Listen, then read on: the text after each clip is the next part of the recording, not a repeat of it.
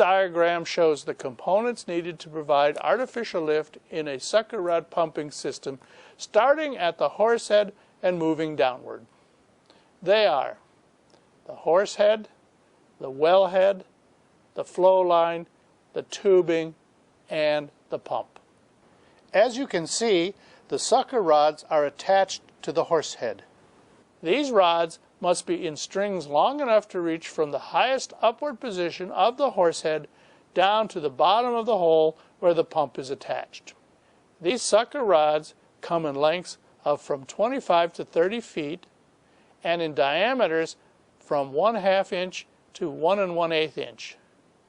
Made of steel or fiberglass reinforced by vinyl for corrosive applications, each has screwed couplings so that the string can be made long enough to reach the bottom of the well. Keep in mind that although sucker rod pumps can come in many shapes and configurations, they are still run into the hole on a rod string that latches into the tubing at the bottom of the hole.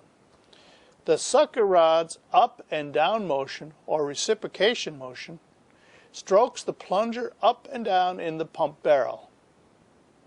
It is this pumping action that provides the energy that helps lift the produced fluids up the tubing. It helps provide lift by moving the fluid upward into the tubing one stroke at a time. In essence, each pumping stroke pushes a little more column of fluid upward into the tubing. This continues as each pumping stroke pushes the ones above it until the fluid is pushed out of the wellhead and into the flow line. This movement is contingent on the pump having enough energy to push the column of fluid to the surface. In this illustration, you can see the components inside the pump. You have the sucker rod, the ports, the tubing, the pump barrel, the pump plunger, the traveling valve, the standing valve, and the seating nipple. A pump consists of two telescoping cylinders called the plunger and the barrel. In addition, there are two ball and seat valves. The uppermost valve is called the traveling valve, and the valve at the bottom is the standing valve. The plunger fits snugly inside the barrel with a metal-to-metal seal. As you can see here, the reservoir fluids enter the pump barrel from the formation into the bottom of the borehole through perforations that have been made through the casing and cement. On the upstroke, the standing valve at the bottom of the pump opens due to a drop in pressure in the pump barrel. This open standing valve allows the formation fluid to fill the pump barrel. As the barrel fills, the plunger reaches its uppermost position and then starts its downward movement or its downstroke. In the downstroke, the standing valve now closes, which prevents any more formation fluid to flow into the barrel. As the plunger descends through the fluid in the barrel, the traveling valve opens. Through this valve's opening, the formation fluid that had been trapped in the barrel during the upstroke is now swept up through the ports into the tubing and eventually up into the flow line on the downstroke. Again, when the plunger reaches its uppermost height, the traveling valve closes, and as the plunger begins its downward movement, the standing valve opens, allowing the barrel to be filled. These steps are repeated as the horse head moves up and down, pumping the oil to the surface. Now that we've examined the sucker rod pump and shown how it works, let's now turn our focus to ways that the pumping system hardware can be adjusted to optimize the hardware's efficiency as conditions change over time. Here, it is important to keep in mind that for this system to work well, the amount of formation fluid flowing into the barrel should fill the barrel completely when the standing valve is open. It should be roughly equivalent to the volume that the plunger can push upward. As we've mentioned earlier, when the reservoir pressure falls below the wellhead pressure in onshore wells, the sucker rod pumping system is the favorite choice in providing artificial lift. Changing pressures inside the reservoir, however, whether decreasing as the reservoir is produced or increasing during enhanced oil recovery (EOR) processes, means that it is important to monitor and periodically change the pumping rates in artificial lift to adjust to these pressure changes. Let's go back to look at a sucker rod pump as it captures fluid from a reservoir. As already stated, this reservoir fluid that enters the barrel when the standing valve is open should be roughly equivalent to the amount that is pumped upward through the traveling valve during an upstroke.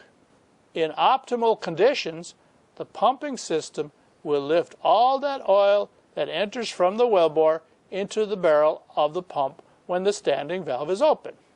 As a rule of thumb, the fluid level in the well's casing tubing annulus at the wellbore should not rise any higher than at or near the pump. What happens, though, when optimal conditions are not present? What happens when there is too much fluid or too little?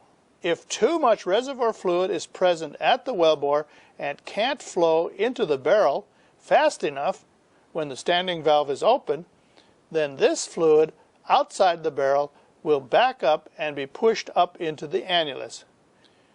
This can impact the amount of oil entering the wellbore and cause production to decrease. Likewise, if there is too little oil, the pump barrel can't completely fill with fluid. This causes a liquid surface to be created inside the barrel so that when the plunger falls, it slams or slaps into this liquid surface in what is known as a fluid pound. The shock wave created when the plunger hits the liquid surface in this fluid pound can damage balls, seats, and rods up and down the string.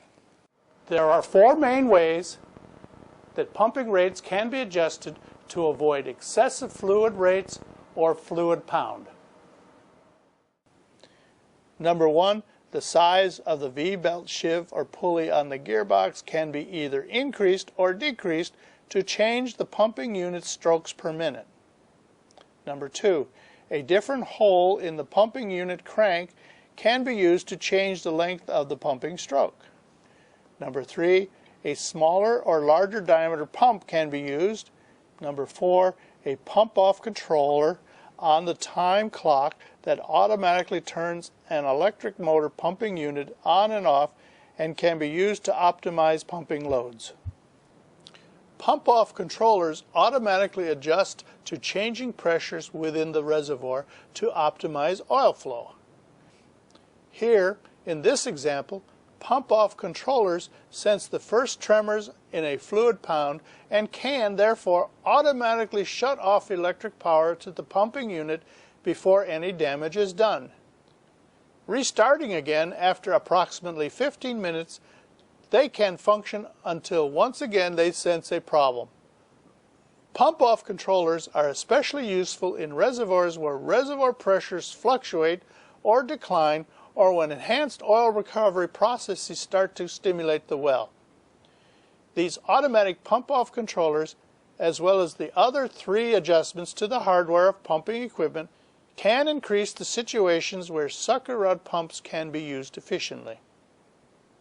Another obstacle that needs to be addressed in the sucker rod pumping system occurs when free gas is present in the reservoir fluids.